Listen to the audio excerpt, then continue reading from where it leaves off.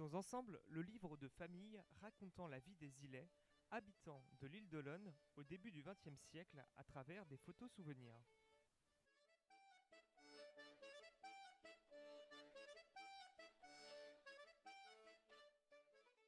Située entre terre et mer, l'île d'Olonne est un ancien village de sauniers, agriculteurs et vignerons.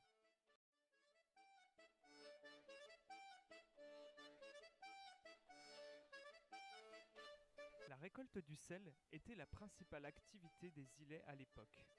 Les sauniers, qui travaillaient dans les marais salants, utilisent encore des outils comme la scie-mouche et techniques traditionnelles datant du Moyen Âge.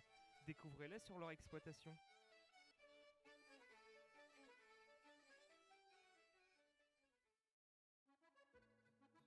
Un des sauniers les plus respectés à cette époque était Auguste Macquoin, surnommé le Père Cristal à cause de la blancheur de son sel. Il était le premier à allumer la chandelle, c'est-à-dire à récolter le premier sel.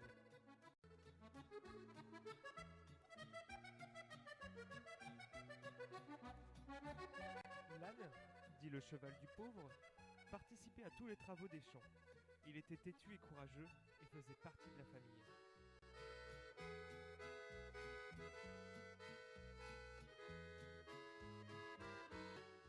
Le sel, dit l'or blanc, était autrefois un condiment indispensable pour la conservation des aliments.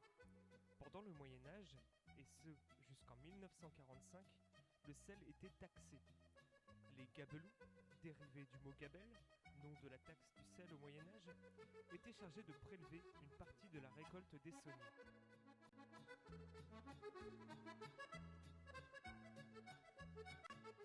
D'antan, chaque village possédait sa coiffe. Celle de l'île d'Olonne, élégante et gracieuse, était formée de jolies dentelles et de petits plis. Repassée avec un fer à charbon, sa conception était un long travail de 6 à 8 heures très minutieux. La coiffe sablaise, quant à elle, s'est allongée au fil des siècles pour former une aile de dentelle élancée. Ces jeunes sablaises sont habillées avec le costume traditionnel, avec la coiffe, la chemise bouffante, la jupe plissée noire, très courte pour l'époque mais utile pour éviter de la mouiller lors de la pêche à pied, ainsi que les sabots.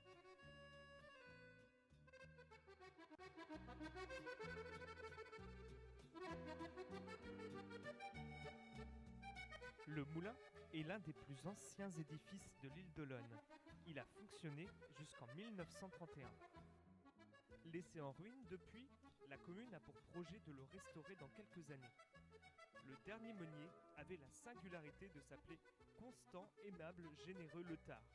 Et son épouse l'avait donné aussi un quatrième prénom, Parfait.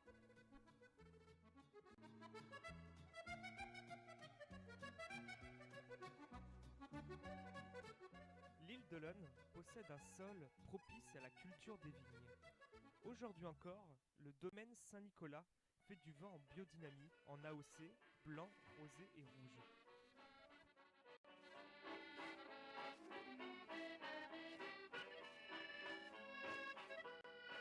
La religion faisait partie de la vie quotidienne des Ilais. On y célébrait de nombreuses fêtes, communions, fêtes Dieu et de la Sainte Enfance.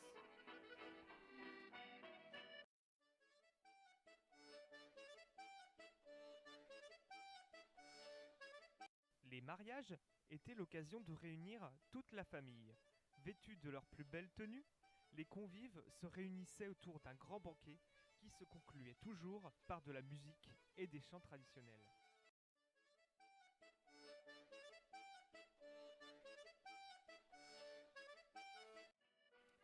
Voici un dessert typiquement vendéen, la caillebotte. C'est du lait caillé parfumé au café ou à la vanille auquel les Ilais avaient l'habitude de rajouter du sel. On trouve bien sûr d'autres spécialités vendéennes comme la brioche, la gâche, le préfou, le jambon ou bien la mojette.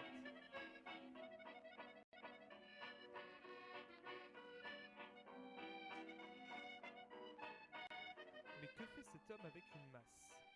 N'ayant pas payé ses impôts, cet homme devait régler ses dettes en effectuant des travaux d'intérêt généraux. Sa tâche était de casser des cailloux avec la massette qui servait ensuite à paver les routes. Voici la photo de l'ancien clocher de l'île d'Olonne. C'était un clocher dit tord, ayant pour caractéristique d'avoir un clocher en spirale. Chaque automne avait lieu la pêche aux anguilles. Nombreux sont les îlets à garder de très bons souvenirs de ces moments.